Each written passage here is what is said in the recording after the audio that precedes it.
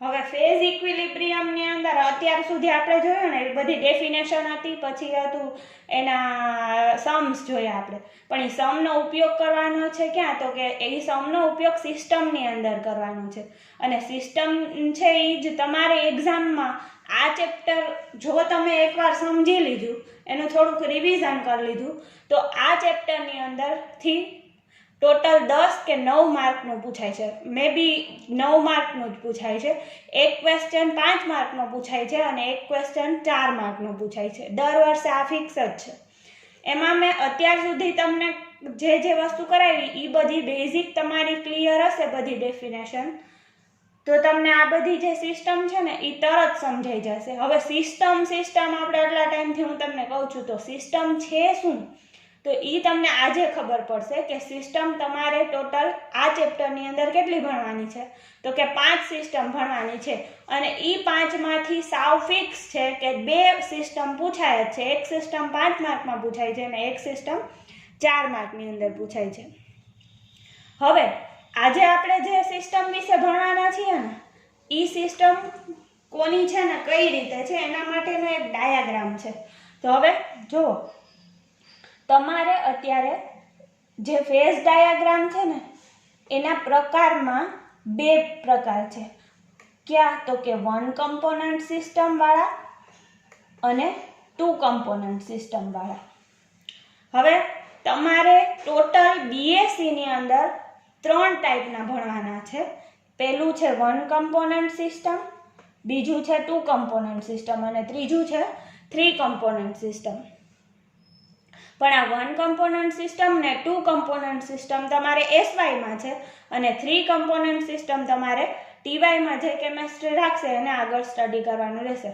હવે આ 1 component system છે ને એમાં કઈ આવશે, તો કે જેમાં C બરાબર 1 હોય, જેમ કે વોટર સિસ્ટમ. અને 2 કમ્પોનન્ટ સિસ્ટમના પાછા 2 પ્રકાર પડ્યા. કયા, તો કે component which react to form a compound, એટલે એવા કમ્પોનન્ટ કે જે રિએક્શન કરીને શું બનાવશે, તો કે નવા કમ્પાઉન્ડ બનાવશે. અને આ બીજા ટાઈપના છે કે component which are completely miscible but do not react નહીં કરે. 2 પ્રકાર, એક તો શું, તો કે રિએક્ટ કરશે અને બીજા શું, તો કે રિએક્ટ નહીં કરે. તો રિએક્ટ નહીં કરે એમાં તમારે કઈ સિસ્ટમ ભણવાની, PBAG સિસ્ટમ. તો અહીંયા હું લખતા ભૂલી ગઈ, તમારે 1 કમ્પોનન્ટ સિસ્ટમના 2 એક્ઝામ્પલ ભણવાના છે, એટલે કે એની 2 સિસ્ટમ ભણવાની છે. આની એક તો કઈ, તો કે વોટર સિસ્ટમ અને બીજી કઈ, તો કે સલ્ફર સિસ્ટમ. અને અહીંયા જુઓ, રિએક્ટ નહીં કરે એના માટેની તમારે એક સિસ્ટમ ભણવાની છે PBAG સિસ્ટમ. PBAG સિસ્ટમ એટલે લેડ સિલ્વર સિસ્ટમ. અને કમ્પાઉન્ડ રિએક્ટ કરશે કમ્પોનન્ટ અને કમ્પાઉન્ડ બનાવશે, તો એની તમારે 2 સિસ્ટમ ભણવાની છે કે જેમાં સિસ્ટમને કેવો મેલ્ટિંગ પોઈન્ટ હોય, તો કે કોન્ગ્રુઅન્ટ મેલ્ટિંગ પોઈન્ટ હોય, અને સિસ્ટમને જો ઇનકોન્ગ્રુઅન્ટ મેલ્ટિંગ પોઈન્ટ હોય. એવા 2 પ્રકાર. તો કોન્ગ્રુઅન્ટ મેલ્ટિંગ પોઈન્ટમાં કઈ, તો કે ઝિંક મેગ્નેશિયમ સિસ્ટમ અને ઇનકોન્ગ્રુઅન્ટમાં સોડિયમ પોટેશિયમ સિસ્ટમ. હવે અત્યારે આપણે આ 2 કમ્પોનન્ટ સિસ્ટમને ભૂલી જાઓ. અત્યારે તમારે આ 1 કમ્પોનન્ટ સિસ્ટમ વિશે અભ્યાસ કરવાનો છે અને એમાંય ખાસ કરીને અત્યારે જે પહેલી સિસ્ટમ છે એ કઈ છે, તો કે વોટર સિસ્ટમ. હવે અહીંયા ડાયાગ્રામ આપેલો છે. આપણે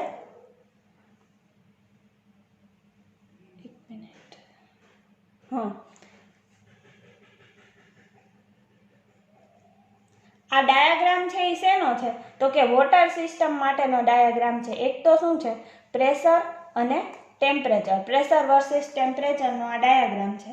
હવે આ ડાયાગ્રામની અંદર જો તમને આખો ડાયાગ્રામ સમજાઈ ગયો તો એનું જે ડિસ્ક્રિપ્શન છે એ તમારે સાવ એટલે સાવ ઇઝી થઈ જશે. ડાયાગ્રામને તમારે સમજવાનું કેવી રીતે છે, તો કે ડાયાગ્રામની અંદર સૌથી પહેલા આ શું છે, તો કે વચ્ચેનો પોઈન્ટ છે, ટ્રિપલ પોઈન્ટ એને કહેશું. શું કહેશું, ટ્રિપલ પોઈન્ટ. પછી આ ડાયાગ્રામની અંદર કર્વ છે. કર્વ ક્યાં છે, તો કે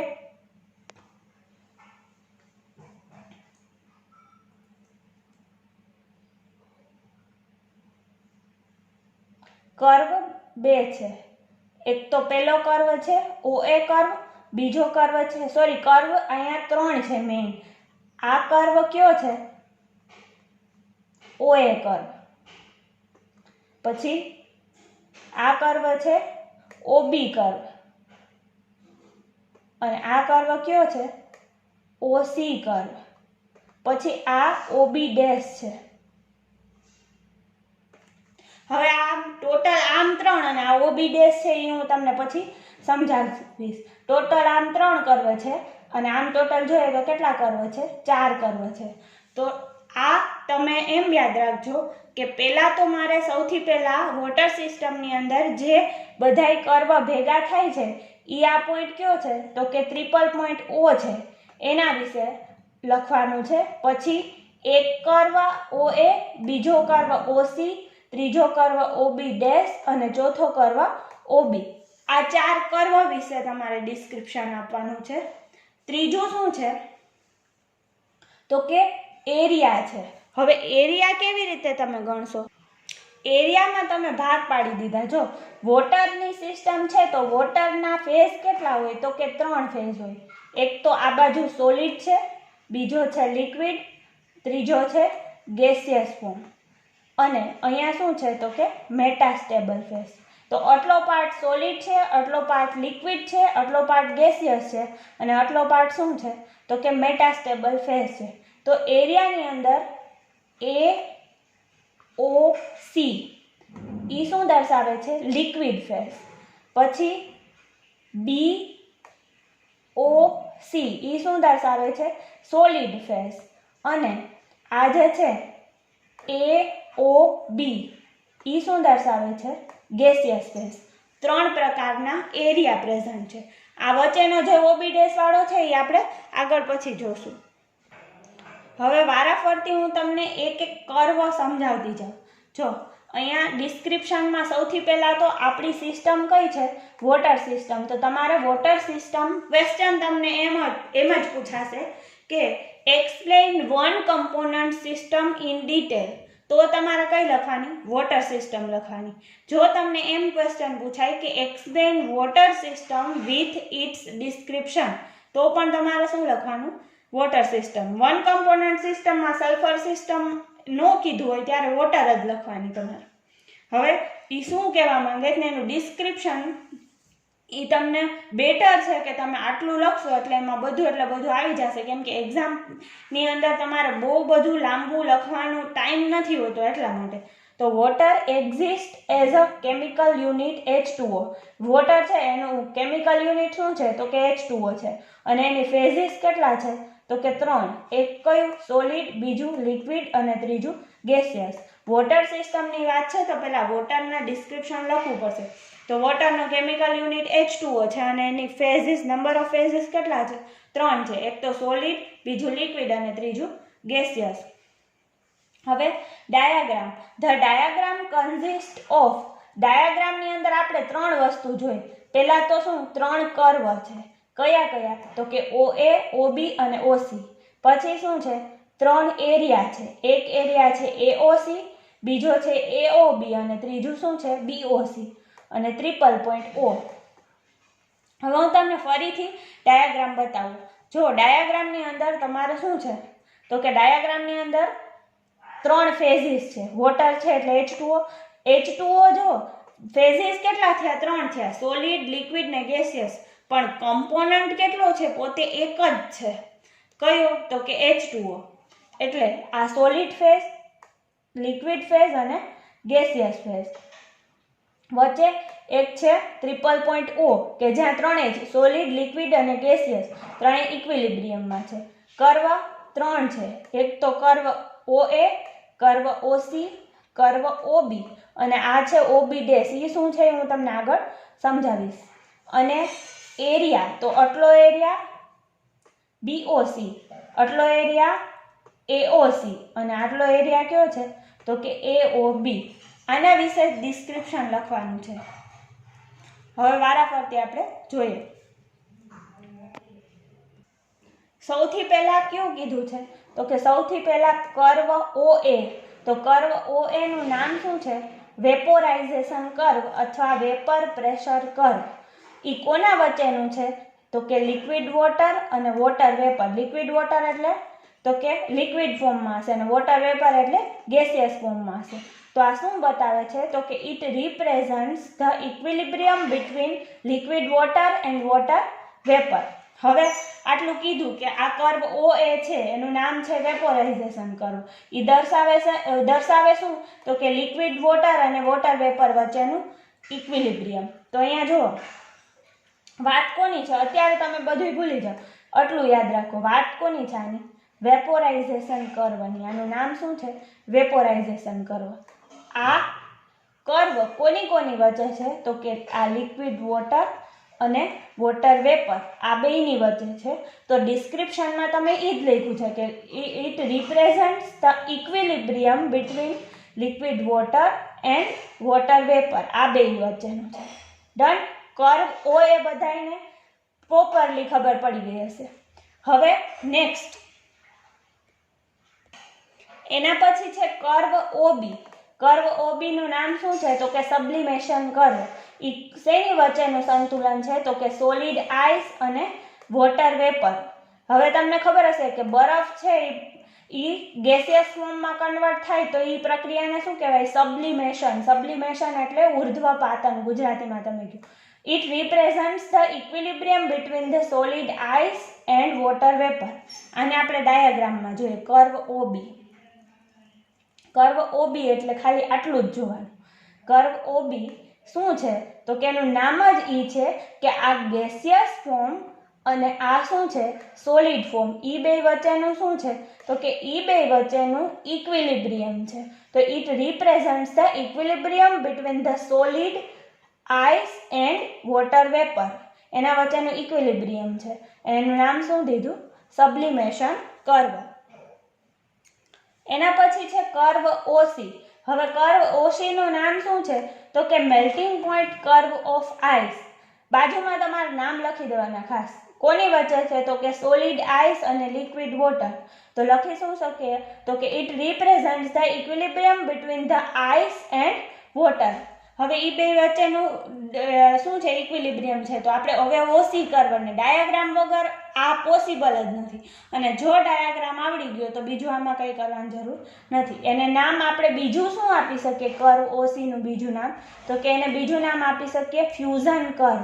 એ કોના વચ્ચે છે તો કે સોલિડ આઈસ અને લિક્વિડ વોટર આ બે વચ્ચેનું ઇક્વિલિબ્રિયમ છે. હવે અત્યાર સુધી જે તમારો મેઇન પ્રોબ્લેમ હતો કે આ OB ડેશ વચ્ચે શું છે ત્રણ આપણે સમજાઈ ગયું કે સોલિડ લિક્વિડ અને ગેસિયસ ફોર્મ. તો OB ડેશ શું છે તો કે OB ડેશનું નામ છે મેટાસ્ટેબલ ઇક્વિલિબ્રિયમ. એની ડેફિનેશન ખાસ યાદ રાખજો.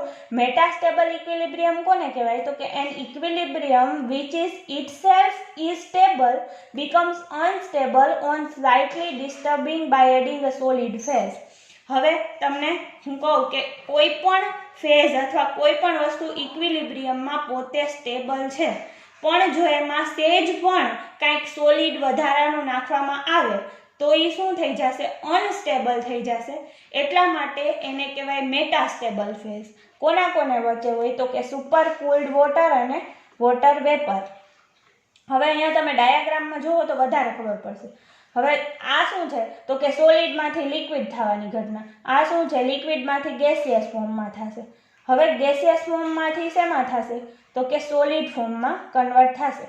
પણ અહીંયા વચ્ચે શું છે તો કે ગેસિયસ ફોર્મમાંથી સોલિડ ફોર્મમાં કન્વર્ટ થવા માટે જો એક સેજ વધારાનો પણ સોલિડ એડ કરી દેવામાં આવે તો થશે શું તો કે એનાથી એવું થશે કે ઈ સ્ટેબલ હતું એની સ્ટેબિલિટી કેવી થઈ જશે અનસ્ટેબલ થઈ જશે. અનસ્ટેબલ થઈ જાય એટલા માટે જેને શું કીધું મેટાસ્ટેબલ ફેઝ કે પછી એટલું સ્ટેબલ નહીં રહે. હવે ખાસ તમારે એરિયા આપણે કર્વ ગણી લીધા. કેટલા કર્વ ગણ્યા આપણે તો કે કર્વ આપણે 3 ગણ્યા. કયા કર્વ OA OB અને OC. અને ચોથો જે આપણે કહીએ છીએ મેટાસ્ટેબલ ફેઝ ઈ તારે OA OB OC અને OB ડેશ. ઈ ચારેય માટે શું છે અહીંયા જુઓ આ ચારેય કર્વ છે એમાં હું પહેલા તમને એક કર્વ બતાવું OA કર્વ. ઈ શું બતાવશે તો કે OA કર્વ OA કર્વ ઈ કઈ બે અવસ્થા વચ્ચે છે? લિક્વિડ અને ગેસિયસ. પછી કર્વ OC છે ઈ કોના વચ્ચે છે? તો કે સોલિડ અને લિક્વિડ. કર્વ OB શેના વચ્ચે છે? તો કે આઈસ અને ગેસિયસ ફોર્મ. અને OB ડેશ શેના વચ્ચે છે? તો કે સુપર કુલ્ડ લિક્વિડ અને gaseous form. Super cooled liquid અને ગેસિયસ ફોર્મ વચ્ચે છે. તો આ ઓવરઓલ તમે શું આના ઉપરથી કહી શકો કે કોઈ પણ એક કર્વ આ હોય કે પછી OC હોય, OB હોય કે OB ડેશ હોય, ઈ શેના વચ્ચે છે? તો કે કોઈ પણ બે અવસ્થા વચ્ચેનો ઈ કર્વ છે. તો આ કોઈ પણ કર્વની વચ્ચે P બરાબર હંમેશા શું આવશે? 2 આવશે. પણ એમાં તમે લિક્વિડમાં લ્યો વોટર, ગેસિયસ ફોર્મમાં લ્યો કે સોલિડ ફોર્મમાં લ્યો, હંમેશા એનું કેમિકલ કમ્પોનન્ટ શું થશે? H2O જ થશે. ને આપણે સિસ્ટમ ભણીએ છીએ એ સિસ્ટમ કેવી છે? તો કે એ સિસ્ટમ છે વન કમ્પોનન્ટ સિસ્ટમ. એટલે એના માટે C બરાબર હંમેશા તમારે શું લેવું પડશે? 1. પણ કર્વની અંદર આપણે જોયું એમ P બરાબર શું આવશે? 2 આવશે. શું કામ? તો કે ઈ બે અવસ્થા વચ્ચે છે. તો C - P + 2 આ તમારે શું મૂકવાનું? ઇક્વેશન મૂકવાનું. કમ્પોનન્ટ કેટલા છે? તો કે 1 જ છે. નંબર ઓફ ફેઝિસ 2 છે. તો 1 - 2 + 2 એટલે આન્સર શું આવશે? તો કે 1. એટલા માટે કર્વની અંદર સિસ્ટમ કેવી થશે? યુનિવેરિયન્ટ. હવે આપણો મેઇન એમ હતો ને એ અહીંયાથી ખબર પડે. આપણે તે દિવસે દાખલા ગણ્યા, એ દાખલાનો પર્પઝ એ જ હતો કે સિસ્ટમની અંદર તમારે એ દાખલાને બેસાડવાના હતા. અને સિસ્ટમની અંદર દાખલા ક્યારે આવડે? કે તમે એવી 2-4 પ્રેક્ટિસ કરી હોય તો. હવે છે triple point. Triple point O. Triple point O છે એને કોને કહેવાય? તો કે the three curve OA, OB, OC meet at a point where three phases solid, liquid and gases are simultaneously equilibrium. This point is called as triple point O. ડાયાગ્રામથી વધારે ખબર પડશે કે એવો પોઈન્ટ કે જ્યાં કર્વ OA, OB અને OC ઈ ત્રણેય મળે છે. તો આ રહ્યો આ વચ્ચેનો પોઈન્ટ છે. અને ત્યાં લિક્વિડ ફેઝ, ગેસિયસ ફેઝ અને સોલિડ ફેઝ શેમાં છે? તો કે ઇક્વિલિબ્રિયમમાં છે. ઈ પોઈન્ટને શું કહેવાશે? તો કે ટ્રિપલ પોઈન્ટ કહેવાશે. હવે આ પોઈન્ટ જો લિક્વિડ અવસ્થાને મળે છે? તો કે હા મળે છે. ગેસિયસને? તો કે એને મળે છે. અને સોલિડને? એને મળે છે. તો P બરાબર ટ્રિપલ પોઈન્ટ O માટે P બરાબર શું આવશે? 3 આવશે. અને કમ્પોનન્ટ તો એક જ છે, કયો? H2O. તો C બરાબર એના માટે શું આવશે? તો કે 1 આવશે.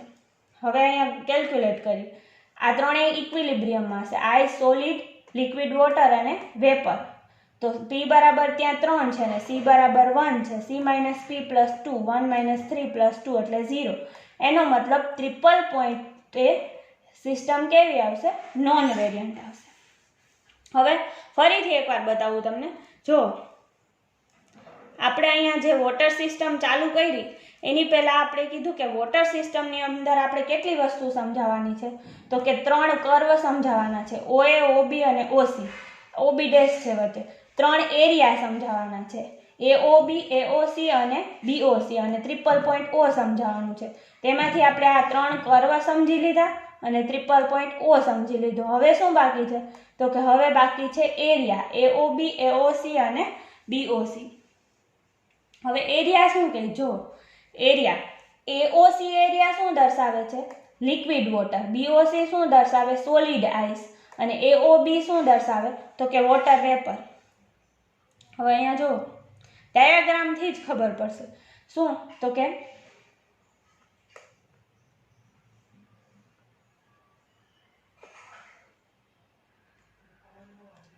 આ એરિયા AOC શું દર્શાવે છે? લિક્વિડ. એરિયા AOB શું દર્શાવે છે? ગેસ. અને એરિયા BOC શું દર્શાવે છે? Solid form. હવે તમે જેમ આપણે કર્વની અંદર શું જોયું હતું? તો કે એક કર્વ કોને ટચ કરતો હતો? 2 અવસ્થાને. કોઈ પણ એક કર્વ 2 અવસ્થાને ટચ કરતો હતો. પણ એરિયામાં શું છે? તો કે વચ્ચે કંઈ નથી. એક એરિયા માટે શું છે? એક જ ફેઝ પ્રેઝન્ટ છે. તો અહીંયા જુઓ, આટલા પાર્ટ માટે શું છે લિક્વિડ, આટલા પાર્ટ માટે શું છે ગેસિયસ અને આટલા પાર્ટ માટે શું છે સોલિડ. તો પછી આ પ્રોપર બધાય જુદા એરિયા માટે P બરાબર શું આવશે તો કે 1 જ આવશે. અને કમ્પોનન્ટ તો આ સિસ્ટમ જ આપણી 1 કમ્પોનન્ટ છે એટલે C બરાબર પણ શું આવશે 1 આવશે. તો અહીંયા શું થશે તો કે C - P + 2 એટલે 1 - 1 + 2 એટલે F = શું આવશે 2. અહીંયા દેખાતું નથી, તમે અહીંયા લખી નાખજો 2 એટલે સિસ્ટમ કેવી થશે, અહીંયા લખી નાખજો બાયવેરિયન્ટ સિસ્ટમ. બાયવેરિયન્ટ સિસ્ટમ છે એટલે શું થશે તો કે આના ઉપરથી તમને ખબર પડી કે ટ્રિપલ પોઈન્ટ માટે, કર્વ માટે અને એરિયા માટે બધાય માટે આપણે ડિગ્રી ઓફ ફ્રીડમ કેલ્ક્યુલેટ કર્યું. હવે આ જે ગ્રાફ આપેલો છે એ ગ્રાફ શું છે તો કે આનું ઓવરઓલ જ છે. જો કર્વ OA, પછી આવી રીતે લખી દીધું ટૂંકમાં કર્વ OA શું, અહીંયા આપણી સિસ્ટમ પૂરી થઈ ગઈ અને છેલ્લે આવી રીતે કોષ્ટક પ્રોપરલી બધા માટે બનાવી જ નાખવાનું, જેનાથી શું થશે તો કે એનાથી તમને ઈઝી પડશે. કર્વ OA નામ શું એનું આપ્યું તો આપણે વેપોરાઇઝેશન કર્વ. કોની વચ્ચે હતો લિક્વિડ અને વેપરની વચ્ચે. ડિગ્રી ઓફ ફ્રીડમ કેટલા મળ્યા હતા આપણને 1. સિસ્ટમ યુનિવેરિયન્ટ હતી ને. OB કર્વ નામ શું આપ્યું સબ્લિમેશન. કોની વચ્ચે સોલિડ અને વેપર. ડિગ્રી ઓફ ફ્રીડમ કેટલા હતા 1. કર્વ OC ફ્યુઝન કર્વ છે એનું નામ.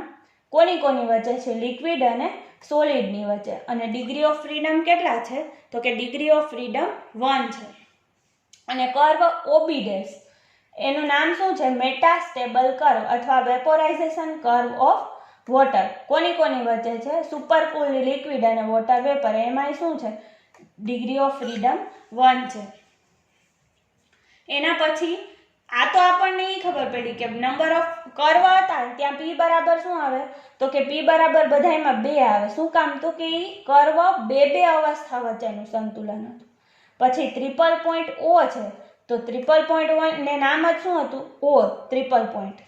હવે એ કોની વચ્ચે છે સોલિડ, લિક્વિડ અને વોટર ત્રણેય વચ્ચે ઇક્વિલિબ્રિયમ છે. અને આપણને શું મળ્યું હતું તો કે આન્સર આપણને મળ્યો હતો 0. હવે આ ત્રણેય માટે આપણે અલગ અલગ કેલ્ક્યુલેટ કરવાની કાંઈ જ જરૂર નથી. શું કામ તો કે C બરાબર પણ ઇક્વલ થશે અને P બરાબર પણ ઇક્વલ થશે. એટલે આપણે શું કર્યું તો કે એટલા માટે આપણે ત્રણેયનું ભેગું અહીંયા કેલ્ક્યુલેટ કરીને શું આન્સર આપણને મળ્યો તો કે એરિયા છે. એરિયાનું તમે અહીંયા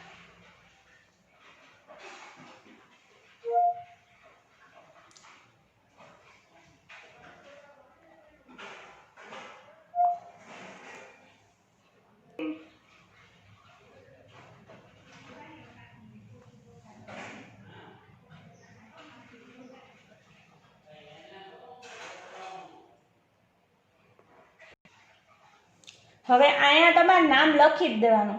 એરિયા AOC, એરિયા AOB અને એરિયા BOC એ શું દર્શાવે છે તો કે એના નામ છે જ.